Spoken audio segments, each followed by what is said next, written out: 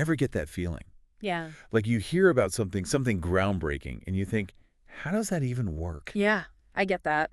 That was me with Bitcoin for the longest time. Really? Not the whole buying and selling part, but the tech behind it. Right. The actual nuts and bolts. Like how it all works. Exactly. Wow.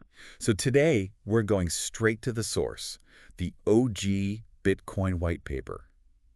Bitcoin, a peer-to-peer electronic cash system. Oh, going all the way back to the source, huh? Yeah. This is big. This document, it's like the foundation of, well, a whole system. Published back in 2008. By the mysterious Satoshi Nakamoto. See, and that's just it. What's so remarkable is it's not just some new currency. It's a whole new way of thinking about, I don't know, trust, transactions online, the whole thing. It's a whole different way of looking at the internet even. For sure. I mean, think about it. Every time you buy something online, you're relying on this whole chain of, well, middlemen, basically. Middlemen. Yeah, banks, credit card companies, Yeah. payment processors, you name it. Each one taking a cut, Right. And the whole thing built on trust. which, let's be honest, can be a little fragile. That's it. That's the thing. Yeah. And that's exactly what Nakamoto wanted to change. So, no more trust. Well, not in the same way. Instead of blind trust, Bitcoin is built on cryptographic proof, like a mathematical guarantee.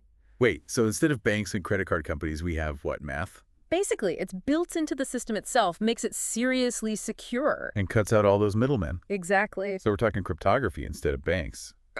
Okay, but how do you even build like a whole financial system on math? Well, that is the million-dollar question, isn't it? That's where the blockchain comes in. The blockchain. Yeah, and it's beautifully elegant, really, when you get down to it.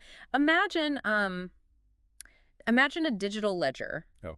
But one that's completely public and tamper-proof. Like everyone has a copy. In a way, yeah. Every transaction, everything ever, is recorded on this ledger, okay? Broken down into blocks of information. It's like a giant public record book. Exactly. Okay, but then how do you make sure no one messes with the records?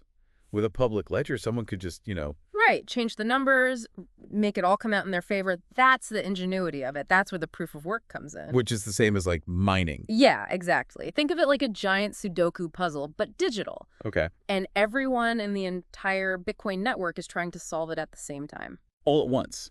So whoever cracks the code first, They get to add the next block to the chain. and they get rewarded with Bitcoin. Exactly. That's the incentive.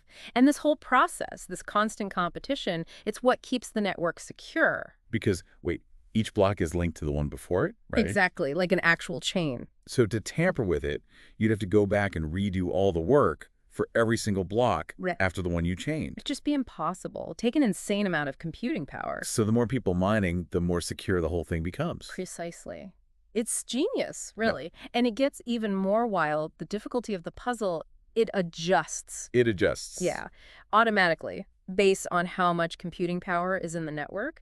So say 1 million new miners join tomorrow. Right. The system itself adjusts, keeps that rate of new blocks nice and steady. It's wild how it all works without, like, anyone in charge. It's not like there's a CEO of Bitcoin or a board of directors calling the shot. Exactly, that's the whole point, a self-governing system. Just this set of rules everyone follows. And it's not just about, creating new Bitcoin either. Remember those transaction fees we were talking about? Oh, right. The fees. Like a little tip for the network? Processing your payment. Exactly.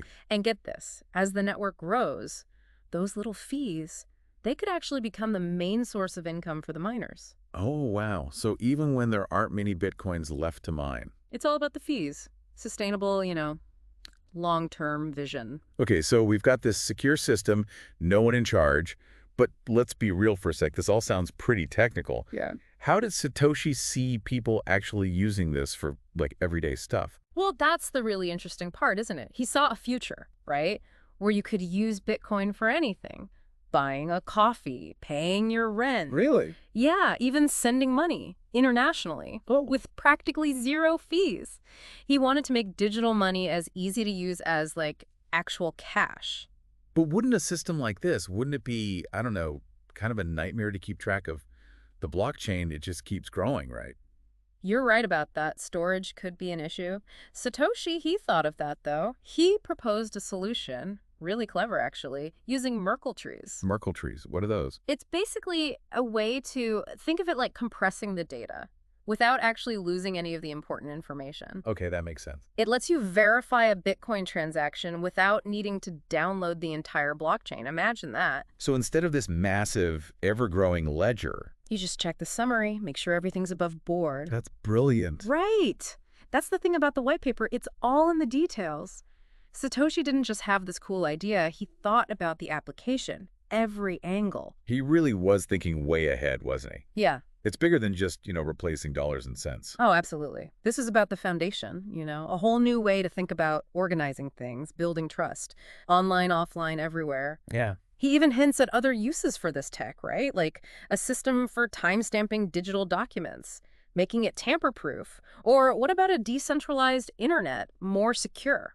It's mind-blowing when you think about it.